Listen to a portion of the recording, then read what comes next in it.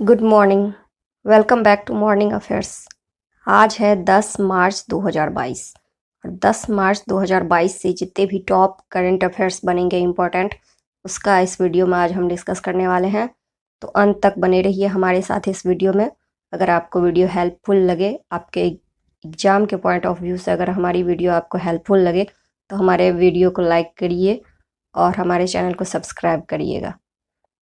चलिए देखते हैं अगला क्वेश्चन क्या कह रहा है। किस राज्य की सरकार ने महिलाओं को सुषमा स्वराज पुरस्कार देने की घोषणा की है? तो हरियाणा राज्य की सरकार ने महिलाओं को सुषमा स्वराज पुरस्कार देने की घोषणा की है। इसके इंपॉर्टेंट पॉइंट्स को देखते हैं। यह पुरस्कार विभिन्न क्षेत्रों में राष्ट्रीय और अंतर्राष्ट्रीय स्तर पर महिलाओं को उनके महत्वपूर्ण योगदान या उपलब्धियों के लिए दिया जाएगा। ठीक है। महिलाओं को उद्यमी बनने में सहायता देने के लिए मातृशक्ति उद्यमिता योजना भी हरियाणा सरकार ने स्टार्ट किया है। एक और योजना इन्होंने स्टार्ट करी है 8 मार्च को ही, अंतर्राष्ट्रीय महिला दिवस के उपलक्ष्य में। उसका नाम है मातृशक्ति उद्यमिता योजना। ये भी हरियाणा सरकार ने ही स्टार्ट करी है अंतर्राष्ट्रीय महिला दिवस के उपलक्ष्य में। हरियाणा की राजधानी क्या है? चंडीगढ़। हरियाणा के सीएम है मनोहर लाल खट्टर। हरियाणा के गवर्नर हैं बंडारू दत्तात्रेय। अब नेक्स्ट क्वेश्चन क्या कह रहा है, देखिए। नेक्स्ट क्वेश्चन कह रहा है भगवान बुद्ध की शयन मुद्रा, यानी कि जब वो सोए रहते हैं तब भगवान बुद्ध की शयन मुद्रा में दुनिया की सबसे लंबी प्रतिमा कहाँ बन रही है? तो ये बिहार में बन रही है। बिहार के बोध गया में 100 मीटर की बन रही है। 100 मीटर लंबी भगवान बुद्ध की प्रतिमा, जो दुनिया में सबसे लंबी होगी, सोए हुए भगवान बुद्ध की प्रतिमा। ठीक है। अब इसके इंपॉर्टेंट पॉइंट्स को देखिए। ये बोध गया में बनाई जा रही है और इसका निर्माण जो कर रहे हैं वो है बुद्धा इंटरनेशनल वेलफेयर मिशन के द्वारा इसका निर्माण कराया जा रहा है। ओके। और यहाँ फरवरी 2023 से जो श्रद्धालु हैं वो जा सकेंगे देखने के लिए। अभी इनका काम चल ही रहा है, काम पूरा नहीं हुआ है। फरवरी 2023 से यहाँ लोग श्रद्धालु जो है वो जा सकेंगे देखने के लिए। ठीक है। नेक्स्ट क्वेश्चन देखिए क्या कह रहा है। हाल ही में नो स्मोकिंग डे कब मनाया गया है? तो नो स्मोकिंग डे 9 मार्च को बनाया गया है। अब नो स्मोकिंग डे मनाया गया है तो चलिए उसके कुछ इंपॉर्टेंट पॉइंट्स को देखते हैं। नो स्मोकिंग डे हर साल मार्च महीने के दूसरे बुधवार को मनाया जाता है, यानी कि इसका कोई डेट तय नहीं है। ये हर साल मार्च महीने के सेकेंड बुधवार को मनाया जाता है। ठीक है। धूम्रपान निषेध दिवस को मनाने का उद्देश्य स्मोकिंग की बुरी आदतों से छुटकारा दिलाना होता है। ओके। और इस दिवस की जो थीम थी वो थी क्वाइट योर वे, और ये सबसे पहले 1984 में मनाया गया था। अब तंबाकू की बात हो रही है, स्मोकिंग, नो स्मोकिंग डे। अब तंबाकू की बात हो रही है तो चलिए देखते हैं कि दुनिया में, यानी कि अंतर्राष्ट्रीय स्तर पर सबसे ज़्यादा तंबाकू कौन से देश में उपजाई जाती है? तो वो है नंबर 1 पे है चाइना और इंडिया है सेकेंड नंबर पे। चलिए नेक्स्ट क्वेश्चन देखिए क्या कह रहा है। नेक्स्ट क्वेश्चन कह रहा है हाल ही में फाइनेंशियल एक्शन टास्क फोर्स के अध्यक्ष कौन बने हैं? टी राजा कुमार बने हैं फाइनेंशियल एक्शन टास्क फोर्स के अध्यक्ष।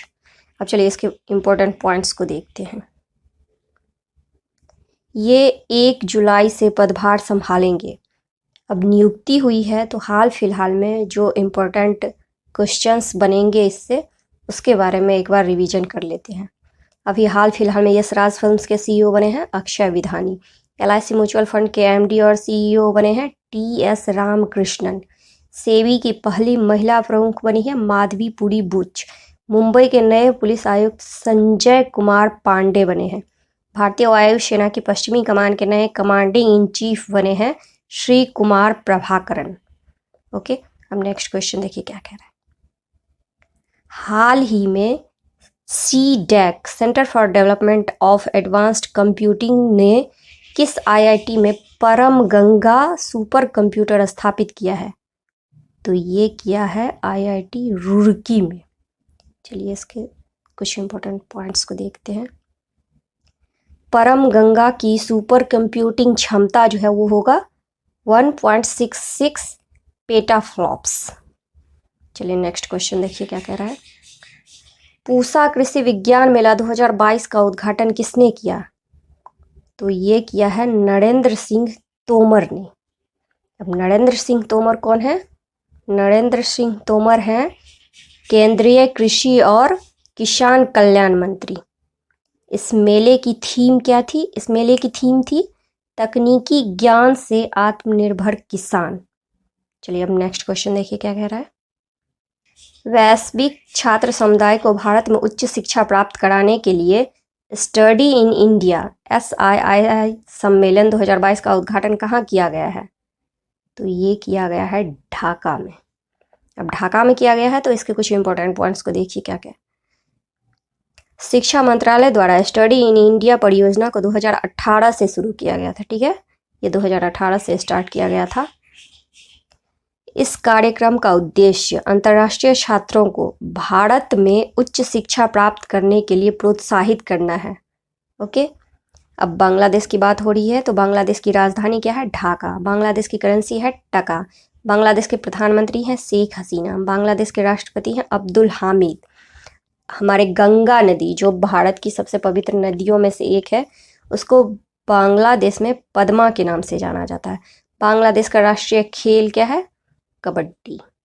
चलिए नेक्स्ट क्वेश्चन देखिए क्या कह रहा है। हाल ही में किस देश ने अपने दूसरे सैन्य उपग्रह नूर 2 का सफल परीक्षण किया है? दूसरे सैन्य उपग्रह यानी एक पहले हो चुका है, ये दूसरा है। इसका परीक्षण किस देश ने किया है? तो ये ईरान ने किया है। अब ईरान ने किया है तो इसके बारे में चलिए क्या इंपॉर्टेंस पॉइंट्स है देखते हैं।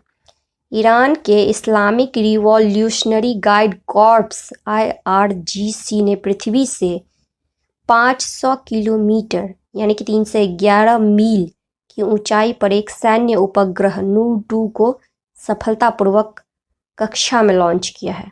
ये तो नूर 2 है। नूर 1 यानी नूर 2020 में उसका सफलतापूर्वक परीक्षण किया गया था। ठीक है, ये दूसरा है नूर 2। अब ईरान में हुआ है तो ईरान की राजधानी क्या है? तेहरान। ईरान के राष्ट्रपति कौन है? इब्राहिम राइसी। ईरान की मुद्रा क्या है? ईरानी रियाल। चलिए नेक्स्ट क्वेश्चन देखिए क्या कह रहा है। BSES Yamuna power limited BYPL द्वारा भारत का पहला smart managed EV charging station कहाँ खोला गया है? ये खोला गया है नई दिल्ली में। अब इसके कुछ इंपॉर्टेंट पॉइंट्स को देखिए। यह smart managed EV charging station बाकी पारंपरिक EV चार्जिंग स्टेशनों से अलग है क्योंकि इसमें एक समय 5 इलेक्ट्रॉनिक वाहनों को चार्ज किया जा सकता है। ठीक है, इसलिए ये सबसे अलग है। अब ये तो थी 10 मार्च की बात। अब 9 मार्च यानी कल के जो भी इम्पोर्टेंट क्वेश्चंस थे उसका एक बार हम सरसरी निगाहों से रिवीजन कर लेते हैं। ठीक है,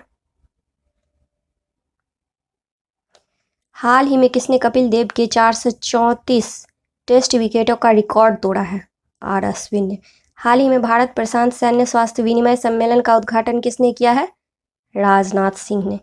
हाल ही में किस देश में भारत के राजदूत मुकुल आर्य का निधन हो गया है? फिलिस्तीन में। हाल ही में लॉन्च पुस्तक द ब्लू बुक के लेखक कौन है? अमितावा कुमार। SBI ने किसे अपने उप प्रबंध निर्देशक के रूप में नियुक्त किया है? नितिन चुघ को। किस इंश्योरेंस कंपनी ने FG डॉग हेल्थ कवर बीमा लॉन्च किया है? Future generally India insurance. किस बैंक ने फीचर फोन हेतु UPI 123 नामक UPI आधारित पेमेंट प्रोडक्ट लॉन्च किया है? RBI ने। अंतर्राष्ट्रीय महिला दिवस कब मनाया गया था? 8 मार्च को। अंतर्राष्ट्रीय महिला दिवस 8 मार्च को मनाया जाता है तो राष्ट्रीय महिला दिवस कब मनाया जाता है? वो मनाया जाता है 13 फरवरी को। ठीक है, नेक्स्ट है अंतर्राष्ट्रीय महिला दिवस के अवसर पर किसने 8 मार्च 2022 को नारी शक्ति पुरस्कार प्रदान किए हैं? तो किए हैं हमारे देश के राष्ट्रपति रामनाथ कोविंद ने। ठीक है, किस राज्य सरकार ने अम्मा और बहिनी योजना को शुरू किया है? तो वह है सिक्किम ने। अगर आपको हमारी वीडियो हेल्पफुल लगे तो चैनल को प्लीज़ सब्सक्राइब करिएगा, बेल आइकन को दबा दीजिएगा ताकि हम रोज़ यहाँ पे जो करंट अफेयर्स के वीडियो डालते हैं वो आप तक पहुँचती रहे। Thank you.